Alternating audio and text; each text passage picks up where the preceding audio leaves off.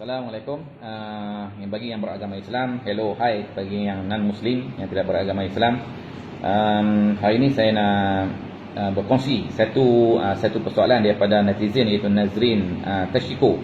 Nazrin Tashiko. Tapi sebelum saya berkongsi soalan yang diajukan oleh Nazrin kepada saya, terlebih dahulu, bagi yang baru-baru melihat video saya, yang belum like ataupun belum subscribe, minta subscribe dan like.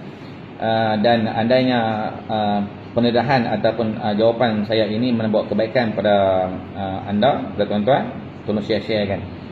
Mudah-mudahan orang lain juga dapat hidayah dan juga dapat manfaat daripada perkongsian ini. Jadi Nazrin bertanya dalam komen dia bertanya soalan dia kata kitab Taurat, kitab Zabur, kitab Injil, kita Taurat, kita Zabur, kita Injil ni tidak berubah. Tidak berubah. Bila tidak berubah ni, tidak ada tekuk tambah lah. Jadi kenyataan ni saya beritahu, kenyataan ni adalah kenyataan yang sesat. Kenyataan yang sesat dan kenyataan yang tidak bertanggungjawab. Sebab sejarah mengatakan pada tahun 325 Masihi, Perjanjian Nisia telah berlaku perubahan yang besar kepada kitab Bible dan kitab Bible iaitu daripada Perjanjian Lama pergi kepada Perjanjian Baru. Saya sebut dulu, Perjanjian Lama dulu ada 75 bab, tetapi dalam Perjanjian Baru hanya diambil 25 bab sahaja. Kalau silap saya lah lebih kurang 20 lebih ataupun 25 bab lebih kurang. Dalam Perjanjian Lama mengatakan bahawa Allah, Tuhan itu satu, Tuhan itu esa. Dalam Bible baru mengatakan bahawa Tuhan itu tiga. Dan Yesus itu anak. Yesus itu Tuhan. Dan Yesus itu anak. Kan? Ataupun kita tak sebut anak lah, kita sebut Tuhan. Yesus itu Tuhan. Sedangkan Allah Subhanahu Wa Taala menyebut waqalatil yahudu laisatin nasara 'ala syai' wa qalatin nasara laisatil yahudu 'ala syai' wa hum yatluna al-kitab. Ila akhir ayat. Allah Subhanahu Wa Taala mengatakan bahawa berkatalah orang Yahudi kepada orang Nasrani itu, mereka ni orang Nasrani ni orang tak betul. Sebab apa? Sebab mereka ni mengubah apa yang ada dalam kitab mereka. Sebab apa? Sebab orang Yahudi tahu perangai orang Nasrani. Wa qalatin nasara laisatil yahudu 'ala syai'. Dan berkata juga orang Nasrani kepada orang Yahudi. Orang Yahudi pun tak betul juga, hang ngaku serupa ya 2 kali 5. Enggak. Hang ngaku serupa 2 kali 5 ya. Hang pun ubah juga kitab Taurat, hang ubah juga kitab-kitab yang Tuhan bagi ke hang. Kan? Wa hum yatluna al-kitab, dan mereka mengetahui daripada kitab-kitab mereka. Mereka mengetahui apa yang terkandung dalam kitab-kitab mereka. Dan kemudian dalam perjanjian Nisia ini menunjukkan bahawa daripada 2030 lebih padri berkumpul dan 30 lebih mengatakan bahawa Tuhan Yesus itu Tuhan. Pada ketika itu barulah dilantik Yesus ini menjadi Tuhan. Tapi sebelum tu siapa Tuhan Yesus? Tapi sebelum tu siapa ke Yesus ini? Siapa ke Yesus ini? Kemudian besi Kristian. Selepas Yesus disalib, kemudian lepas 3 hari Yesus ni bangun dan diangkat oleh Allah, diangkat oleh Tuhan. Dan akan turun balik kemudian akan menjadi hakim. Dan kemudian Yesus ni kenapa nak kena mati dulu? Kenapa nak kena mati dulu? Banyak dalam Bible mengatakan Yesus ni berdoa pada Tuhan, wahai Tuhan, kenapa engkau tinggalkan aku? Kenapa kau tinggalkan aku? Kalau Tuhan, kalau Yesus ini rela dengan diri dia untuk disalib, untuk mengampunkan dosa-dosa umat dia, kenapa Yesus perlu berdoa? Dan kepada siapakah Yesus ni doa? Dan kepada siapakah Yesus ni berdoa? Jadi kenapa orang Kristian masih lagi nak menyembah Yesus, sedangkan Yesus sendiri pun berdoa pada Tuhan? Tuhan yang Esa. Siapakah Tuhan yang Esa ini? Besi Kristian. Mungkin mereka mengatakan Tuhan Bapa. Kenapa hari ini orang Kristian tak nak sembah Tuhan Bapa daripada Tuhan Yesus? Sebab Yesus masih lagi Yesus pun lemah, masih lagi meminta doa kepada Tuhan. Tuhan yang Esa, Tuhan Bapa. Kenapa orang Kristian tak nak berdoa, tak nak menyembah Tuhan Bapa, Tuhan yang Esa? Dan kemudian, jadi kenyataan Bible ni tidak berubah, sebenarnya kesilapan. Bukan kesilapan. Sebenarnya adalah ketidaktanggungjawaban. Tidak bertanggungjawab. Mengatakan Bible ini tidak berubah, sedangkan sejarah telah mengatakan bahawa Bible ini telah diubah pada tahun 325 Masihi. Dan kemudian Nazri mengatakan bahawa dia mengkaji Bible dan mengkaji Al-Quran. Kalau saya kata kalau Nazri ini mengkaji Bible dan mengkaji Al-Quran, mudah-mudahan Nazri mendapat hidayah Allah Subhanahu Wa Taala. Sebab dia apa? Sebab kalau dilihat Al-Quran dengan Bible sangat-sangat jauh perbezaan dia. Sebab dia apa? Sebab Bible ditulis orang yang bernafsu, tapi Al-Quran ditulis oleh Allah Subhanahu Wa Taala yang Maha Kaya, yang Maha Hebat, yang Maha Berkuasa. Sebab tu Al-Quran dibaca oleh Nabi SAW, dibaca oleh Nabi SAW 1440 tahun dulu, dan ayat yang samalah, huruf yang samalah, baris yang samalah akan dibaca hingga yaumul qiyamah bagi orang Islam. Dan ayat yang terkandung dalam Al-Quran tidak akan berubah-ubah. Tidak akan berubah-ubah. Tu. Jadi kalau betul-betul Nazrin mengkaji Al-Quran, insya-Allah Nazrin akan mendapat hidayah Allah Subhanahu Wa Taala. Dan kemudian soalan yang seterusnya, Yesus Nazrin mengatakan bahawa kesilapan mengatakan Tuhan itu ibu, Tuhan bapa, Tuhan anak. Sebenarnya dah Kristian mengatakan Tuhan bapa, Tuhan Yesus dan Holy Spirit. Jadi kita kata, kalau kita kata Tuhan bapa, mana mungkin orang nak sebut bapa ni mestilah orang yang berkahwin. Orang yang ada anak baru sebut bapa. Mana ada orang bujang panggil bapa? Kan marah orang bujang. Kan orang yang tak pernah berkahwin panggil bapa kan marah tak? Marah, kecuali lah orang orang Indonesia pun sama lah, dia panggil bapa ni orang yang dah kahwin. Kalau tak kahwin dia panggil mas. Punggah. Jadi bila ada Tuhan bapa, pastilah ada isteri. Mestilah ada anak. Kan baru panggil bapa. Kalau kita kata Yesus ni siapa?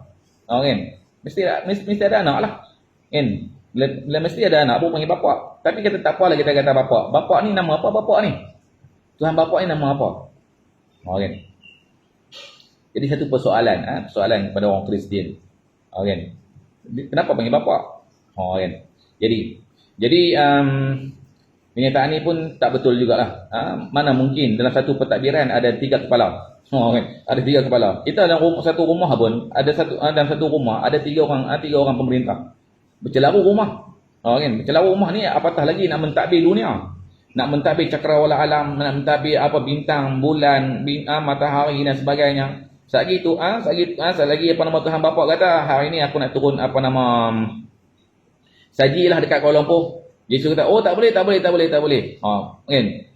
Mana tahu? Kan? Mungkin berlaku. Sebab ada 3 kepala. Mana mungkin 3 kepala boleh mentadbir satu dunia yang sangat besar ni. Sebelum lahirnya Yesus, siapa yang menciptakan dunia? Siapa yang mencipta cakrawala alam? Siapa yang mencipta bumi? Siapa yang mencipta ibu kepada Yesus, iaitu Maryam?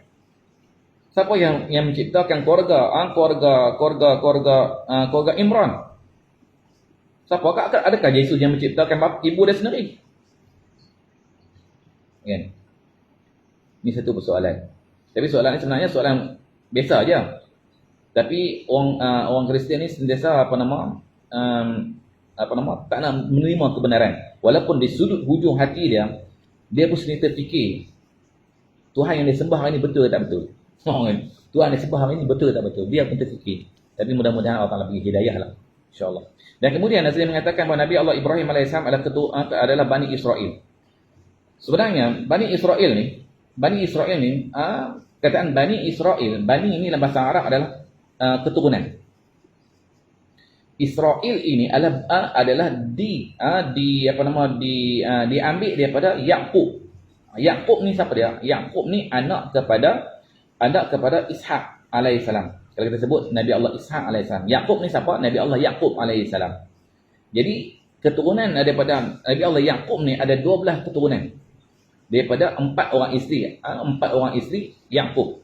Yaqub ni ada 4 orang isteri, dan 4 orang isteri tadi ni keseluruhannya melahirkan 12 orang anak. Maka yang inilah disebut sebagai Bani Israel.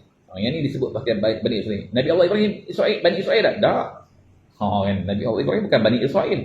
Dan kemudian daripada Nabi Allah Ibrahim alaihissalam ini, maka tercetuslah 3 agama, iaitu Yahudi, Kristian dan juga Islam.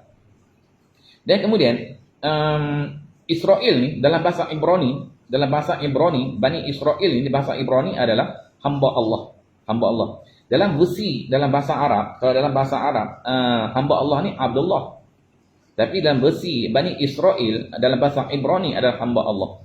Dan tetapi bersalahan dengan penafsiran Bani Israel bagi kaum Bani Israel sendiri. Bani Israel mengatakan Israel ini adalah kemenangan. Kemenangan apa dia? Kemenangan satu cerita yang direka-reka cipta. Direka-reka cipta oleh Bani Israel itu sendiri. Iaitu ketika mana Yaqub tak puas hati dengan Tuhan. Yaqub tak puas hati dengan Tuhan. Kemudian Yaqub ni panggil Tuhan dan berlawan dengan Tuhan. Unggah. Kan? Panggil Tuhan, berlawan dengan Tuhan. Bila berlawan dengan Tuhan, Yaqub ni menang. Bila Yaqub ni menang, sebab apa Yaqub menang? Kaki Tuhan kanan patah. Kaki kanan Tuhan patah disebabkan pukulan daripada Yaqub. Jadi sebab itulah Bani Israel ni disebut sebagai apa? Keturunan yang mendapat kemenangan. Mendapat kemenangan. Jadi kemenangan tadi ni, sebab itulah sampai ke hari ini Bani Israel ataupun Yahudi ataupun Kristian ni sentiasa menyalahkan Tuhan. Sentiasa tak puas hati dengan Tuhan. Sentiasa tak puas hati sampailah sehingga ke mana? Sehingga peristiwa Nabi Allah Isa alaihissalam dilahirkan daripada ibunya Maryam tanpa ada bapa. Pada ketika itu orang Bani Israel ini menghardik, mencaci, menghina dan sebagainya sehinggalah kepada Nabi Allah Isa alaihissalam. Sehinggalah mereka melihat mukjizat yang diberikan oleh Allah Subhanahu wa taala kepada Nabi Allah Isa, iaitu menghidupkan orang yang mati.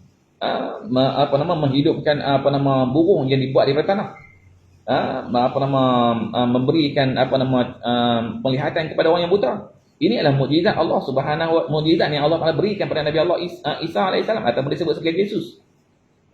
Hebat lagi Allah Taala beri kepada Nabi Allah Sulaiman alaihissalam. Nabi Allah Sulaiman alaihissalam boleh bercakap dengan binatang, jin dan sebagainya. Nabi Allah Ibrahim alaihissalam hebat. Apa dia? Nabi Allah Ibrahim alaihissalam dibakar oleh Namrud. Dikatakan dalam sejarah sehingga 3 bulan, api yang menjulang tinggi sehingga satu helai rambut pun tidak terbakar. Hebat tak?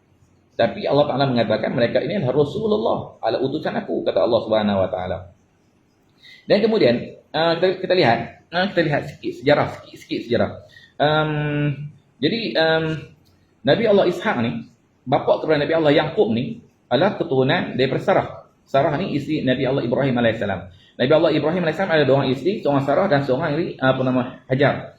Sarah ini sebelum Ishaq ini lahir, pada ketika itu Sarah ini berada dalam keadaan mandul. Dikatakan mandul. Umur dah tua dah, masih mandul, tidak dapat anak. Maka Siti Sarah ni mencadangkan kepada Nabi Allah Ibrahim alaihissalam berkahwin dengan Hajar. Bila berkahwin dengan Hajar, bila Hajar ini mengandung, rasa timbul tak puas hati kepada Sarah. Dan kemudian dia memberontak dan sebagainya, dia suruh hantar buangkan Hajar ini. Maka Nabi Allah Ibrahim alaihissalam bawa Hajar ini hijrah pergi ke letakkan di mana di Makkah atau disebut sebagai hari ini Makkah. Kita sebut hari ini Makkah. Dulu disebut Makkah. Kemudian bila dihantar di Makkah, ditinggalkan Hajar di sana. Maka pada ketika itu sehingga ditinggalkan hampir 17 tahun. Hampir 17 tahun, maka berlakulah peristiwa yang kita katakan peristiwa Nabi Allah Siti Hajar melahirkan Nabi Allah Ismail alaihissalam, sehingga berlari daripada Safa Marwah sehingga akan timbul yang air daripada air Zamzam di tanah barakah itu Makkah. Ini sejarah. Yang orang Islam hari ini melakukan sa'i di Safa Marwah dalam mengerjakan haji dan umrah. Di mana? Di Makkah. Ini amalan yang dilakukan oleh Hajar, isteri kepada Nabi Allah Ibrahim alaihissalam. Dan kemudian selepas 14 tahun ditinggalkan Sarah Siti Hajar di Makkah. Siti Sarah diberi berita gembira oleh Allah berita gembira daripada Allah SWT kepada Nabi Allah daripada Nabi Allah Ibrahim alaihissalam, mengatakan Sarah juga telah mengandung selepas 14 tahun. Dan kemudian lahirlah bila berita gembira sampai kepada Sarah, gembira. Maka gembira tadi ini maka Nabi Allah Ishaq ini diletakkan dengan nama Ishaq. Ishaq ini dalam bahasa Ibrani adalah kegembiraan. Dan kemudian Selepas 17 tahun, ini secara ringkas sikit nak beritahu kata Kak Nazri, sejarah bagaimana orang Islam hari ini yang ada hari ini menganut agama yang dianut oleh Nabi Allah Ibrahim, iaitu bapa kepada Nabi Allah Yaqub, bapa kepada Nabi Allah Isa alaihissalam, keturunan daripada Nabi Allah Isa alaihissalam. Kami menyembah Allah yang satu yang disembah oleh Nabi Allah Ibrahim, keturunan bapa nenek moyang kami. Kan? Itu orang Islam.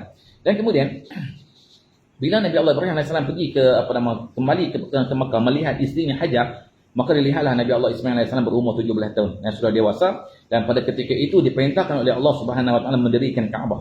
Allah Subhanahu Wa Taala mendirikan Kaabah. Sebelum ni Kaabah berzaman Nabi Allah Adam AS dah ada wujud. Tetapi telah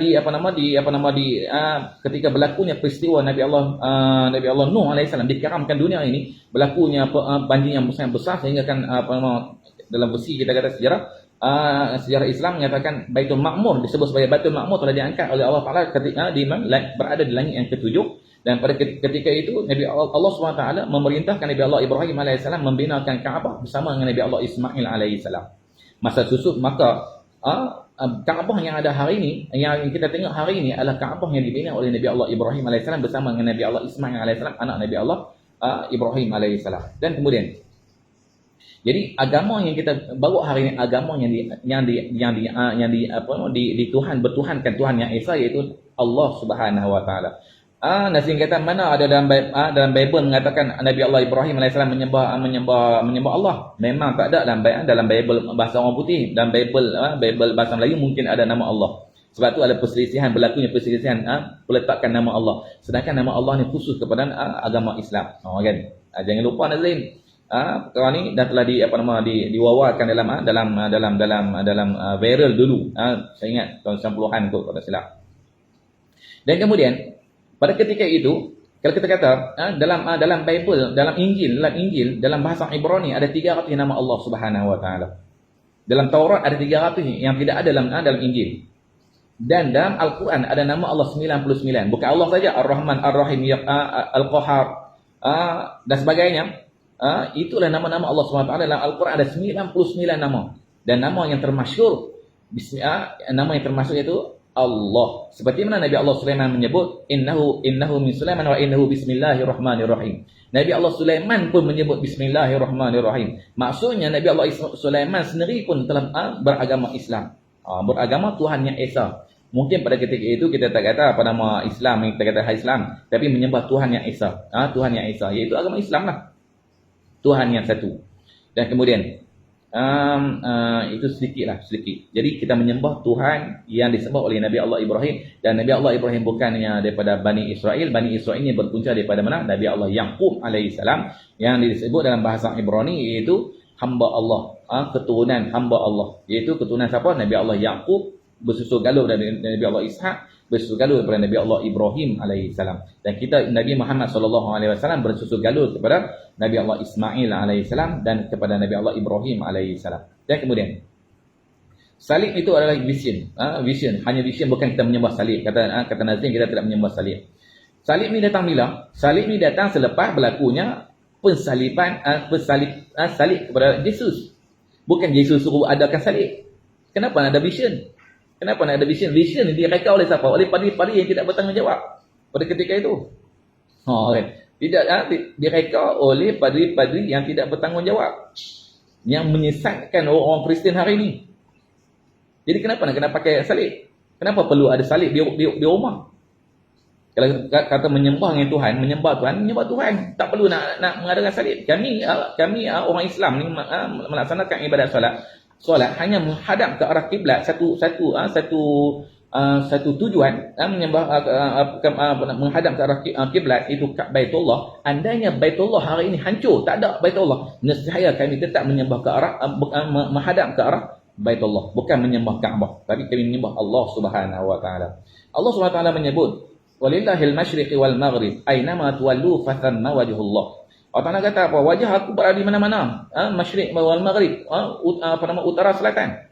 Ainama tuwallu fathamma wajhullah. Hang sembah, hang hadaplah belah mana-mana pun. Tetapi mengikut kepada sunnatun Nabi SAW yang diajar oleh Nabi SAW, bagi umat Islam hendaklah menghadap ke arah qiblat. Tapi kalau kita kata Nabi, kalau Nabi ni Nabi Muhammad sallallahu alaihi wasallam orang yang apa nama? Orang yang agama yang sesat, kita sebut agama yang sesat, penting kepribadian. Kenapa Nabi Muhammad SAW tak suruh sembah kiblat ke arah Madinah atau ataupun Masjid Nabawi? Sedangkan di situ makam Nabi Nabi Muhammad SAW. Sebab kami adalah menyembah Allah yang Esa, Allah yang disembah oleh Nabi Allah Ibrahim alaihissalam. Kristen yang ada hari ini adalah Kristen yang sesat, yang disesatkan oleh padri-padri yang tidak bertanggungjawab. Jadi wallahu alam, mudah-mudahan Nazrin mendapat hidayah, dan bagi yang melihat video ini dan juga mendapat hidayah, dan yang belum subscribe, minta subscribe untuk mendapatkan video-video yang akan datang. Dan insya-Allah video yang akan datang saya akan menjawab persoalan yang disoal oleh Cik Yus Murtad yang terkini, insya-Allah. Wallahu alam. Assalamualaikum warahmatullahi wabarakatuh.